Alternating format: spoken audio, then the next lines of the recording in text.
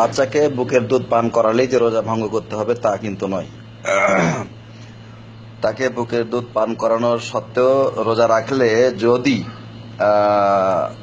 বাচ্চার সমস্যা হয়, বাচ্চা দুধ না পায় এবং বাচ্চা ক্ষতি হওয়াটা সমূহ সম্ভাবনা থাকে, তখন ওই অবস্থাতে রোজা ভঙ্গ করবে এবং সেই রোজাগুলোকে অবশ্যই পরে কাজা আদায় করতে হবে।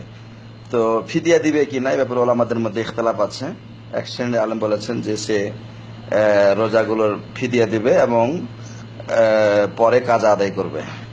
ফিদিয়া দিবে এবং পরে কাজা আদায় করবে, মানে কাজা আদায় করতে কোনো ইখতিলাফ নাই, কাজা অবশ্যই আদায় করতে হবে, কিন্তু ফিদিয়া দিতে হবে কিনা এই ব্যাপারে ইখতিলাফ আছে। এক শ্রেণীর আলেম বলেছেন তাকে ফিদিয়া দিতে হবে।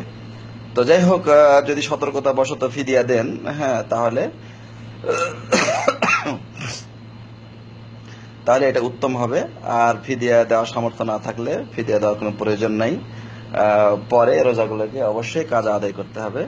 এটাই হচ্ছে রাজেহ বা গ্রহণযোগ্য মাসআলা।